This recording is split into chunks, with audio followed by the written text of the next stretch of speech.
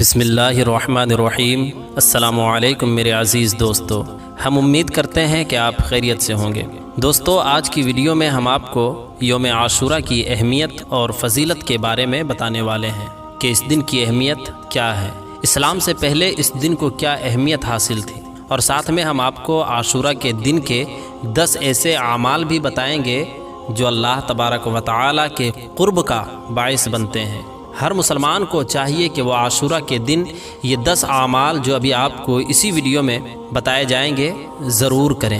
یاد رہے کہ عاشورہ کو اسلام سے پہلے بھی قریش مکہ میں اور یہودیوں میں خاص اہمیت حاصل تھی۔ روایات سے یہ بات ثابت ہوتی ہے کہ یہ دن زمانے جاہلیت میں بھی قریش مکہ کے نزدیک بڑا محترم دن تھا۔ اس دن خانہ کعبہ پر نیا غلاف ڈالا جاتا تھا اور قریش اس دن روزہ رکھا کرتے تھے۔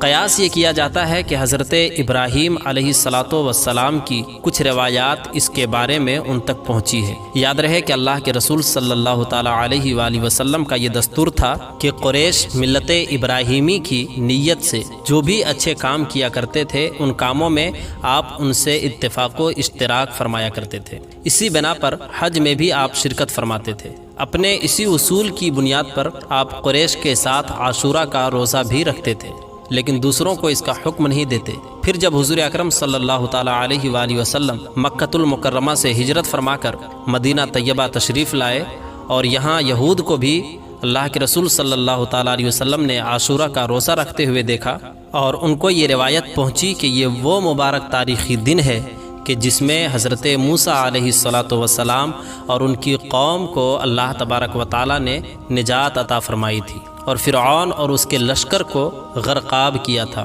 تو حضور اکرم صلی اللہ تعالیٰ علیہ وسلم نے اس دن کے روزے کا زیادہ اہتمام فرمایا اور مسلمانوں کو بھی عمومی حکم دے دیا کہ وہ بھی اس دن روزہ رکھا کریں۔ بروایت صحیح بخاری بعض احادیث میں ہے کہ حضور اکرم صلی اللہ تعالیٰ علیہ وسلم نے اس دن کے روزے کا ایسا تاکیدی حکم دیا جیسا کہ حکم فرائض اور واجبات کے لیے دیا جاتا ہے۔ چنانچہ بخاری و مسلم میں سلمہ بن اکوع اور ربیع بن معوذ بن افرا سے مروی ہے کہ اللہ کے رسول صلی اللہ تعالیٰ علیہ وآلہ وسلم نے یوم عاشورہ کی صبح مدینہ منورہ کے آس پاس ان بستیوں میں جن میں انصار بستے تھے یہ اطلاع بھیجوائی کہ جن لوگوں نے ابھی تک کچھ کھایا یا پیا نہ ہو وہ آج کا دن روزہ رکھے، اور جنہوں نے کچھ کھا پی لیا ہے وہ بھی دن کے باقی حصے میں کچھ نہ کھائیں بلکہ روزے داروں کی طرح رہیں۔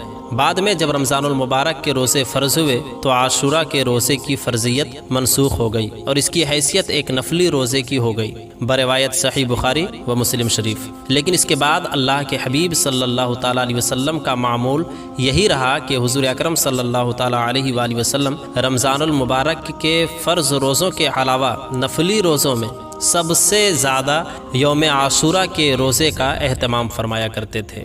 عاشورہ کے دن آپ نے کون سے 10 اعمال کرنے ہیں اس بارے میں مکمل تفصیل جاننے کے لیے آپ سے التماس ہے کہ ویڈیو کو آخر تک لازمی دیکھیے گا۔ دوستو، یاد رہے کہ جن 10 اعمال کی ہم بات کرنے جا رہے ہیں اگر یہ اعمال عاشورہ کے دن کر لیے جائیں تو یہ اللہ تبارک و تعالیٰ کے قرب کا باعث ہیں۔ ان اعمال میں سب سے پہلا جو عمل ہے وہ ہے یوم عاشورہ کا روزہ ہی رکھنا، جن کی احادیث نبویہ صلی اللہ تعالیٰ علیہ وسلم میں بڑی فضیلت اور اہمیت بیان ہوئی ہے۔ حضور اکرم صلی اللہ تعالیٰ علیہ وآلہ وسلم یوم عاشورہ کے روزے کا کس طرح اہتمام فرمایا کرتے تھے اس بارے میں تو آپ نے جان ہی لیا، البتہ اس کی فضیلت کے بارے میں ہم آپ کو آگے چل کر بتائیں گے۔ پہلے آپ کو باقی 9 کاموں کے بارے میں بتاتے ہیں جو آپ نے اس دن کرنے ہیں۔ پہلا کام اس دن کا روزہ رکھنا، اور دوسرا کام جو آپ نے یوم عاشورہ کے روز کرنا ہے وہ ہے یتیم کے سر پر ہاتھ رکھنا۔ یاد رہے کہ یتیموں کی مدد کرنا، ان کا خیال رکھنا، ان کے ساتھ محبت و شفقت کرنے کی بڑی فضیلت اور اہمیت حاصل ہے۔ اسی لیے عاشورہ کے دن اس بات کی تاکید بھی ہے کہ ہر مسلمان کو یہ کوشش کرنی چاہیے کہ وہ اپنے ارد گرد دیکھیں کہ اگر کوئی یتیم موجود ہو تو اس کے سر پر شفقت کا ہاتھ رکھیں۔ یاد رہے کہ حدیث پاک کا یہ مفہوم ہے کہ جو شخص شفقت کے ساتھ کسی یتیم کے سر پر ہاتھ پھیرے گا تو اس کے ہاتھ کے نیچے جتنے بھی بال آئیں گے اللہ تبارک و تعالیٰ اس شخص کے نام اعمال میں بال کے برابر نیکیاں عطا فرمائے گا۔ دوستو، تیسرا کام جو آپ نے یوم عاشورہ کو کرنا ہے وہ ہے توبہ و استغفار کا بھرپور اہتمام۔ اس دن ہر مسلمان کو چاہیے کہ اللہ رب العزت سے اپنے گناہوں کی معافی مانگے، زیادہ سے زیادہ استغفار کیا جائے اور سچے دل سے ندامت کے ساتھ اللہ رب العزت سے اپنے گناہوں کی بخشش طلب کرنی چاہیے، اور اس نیت سے گناہوں کی بخشش مانگی جائے کہ آئندہ کوئی بھی گناہ نہ کروں۔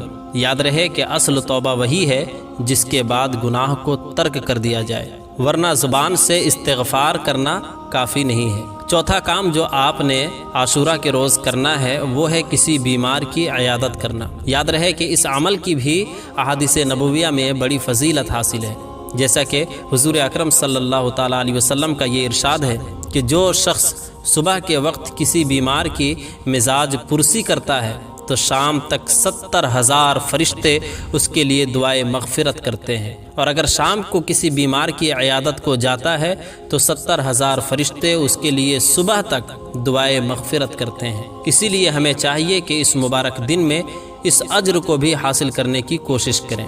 اپنے محلے میں، اپنے گاؤں میں یا ارد گرد نظر اٹھا کر دیکھا جائے، اگر کوئی بیمار موجود ہو تو اس کی عیادت کریں۔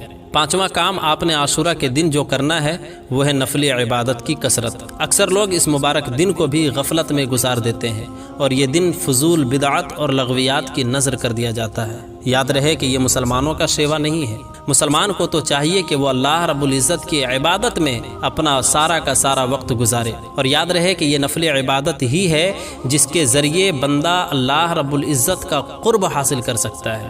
اس لیے اس دن نفل عبادت کا خاص اہتمام کیا جائے۔ روزہ بھی اس دن کی نفل عبادت میں شامل ہے، لیکن اس کے ساتھ نوافل پڑھے جائیں اور دعاؤں کا بھی اہتمام کیا جائے۔ چھٹا کام جو اس دن آپ نے کرنا ہے وہ ہے غسل کرنا۔ یاد رہے کہ جمعے کے دن غسل کرنا بھی سنت ہے، اور چونکہ یہ دن بھی مبارک اور فضیلت والا دن ہے اس لیے اس دن بھی غسل کا اہتمام کیا جائے۔ ساتواں کام جو آپ نے عاشورہ کے روز کرنا ہے وہ ہے پیاسے کو پانی پلانا۔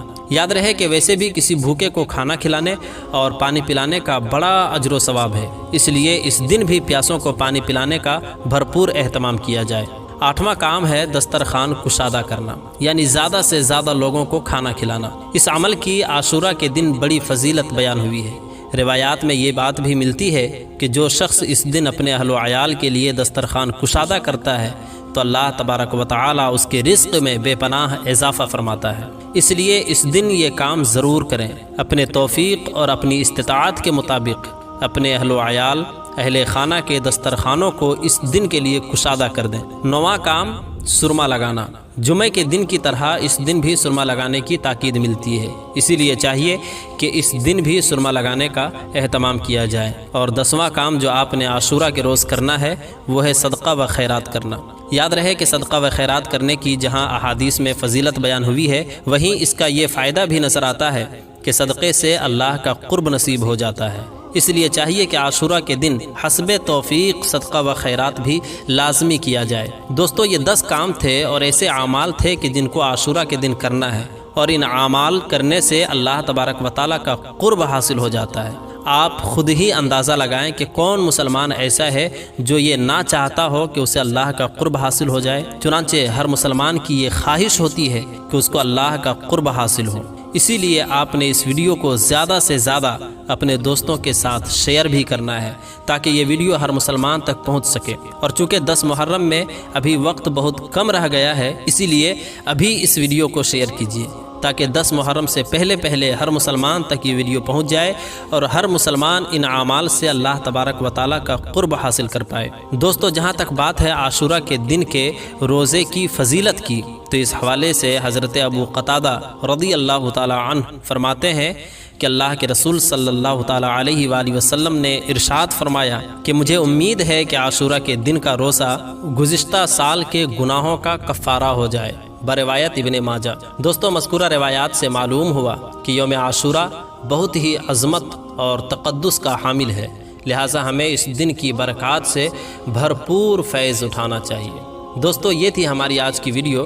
امید ہے کہ آپ کو ہماری آج کی یہ ویڈیو ضرور پسند آئی ہوگی۔ اگر آپ کو ہماری آج کی یہ ویڈیو پسند آئی ہے تو ہم آپ سے گزارش کرتے ہیں کہ آپ ہمارے چینل کو لازمی سبسکرائب کریں اور ساتھ ہی لگے بیل کے بٹن کو بھی پریس کر لیں تاکہ ہماری آنے والی اور بھی مزید معلوماتی ویڈیوز کا نوٹیفیکیشن آپ کو ملتا رہے۔ سبسکرائب کے ساتھ ساتھ ہماری ویڈیوز کو لائک کریں، شیئر کریں اور کمنٹس میں اپنی قیمتی رائے کا اظہار ضرور کریں۔ اگر زندگی نے وفا کی تو ملتے ہیں ایک نئی ویڈیو کے ساتھ، تب تک کے لیے خدا حافظ۔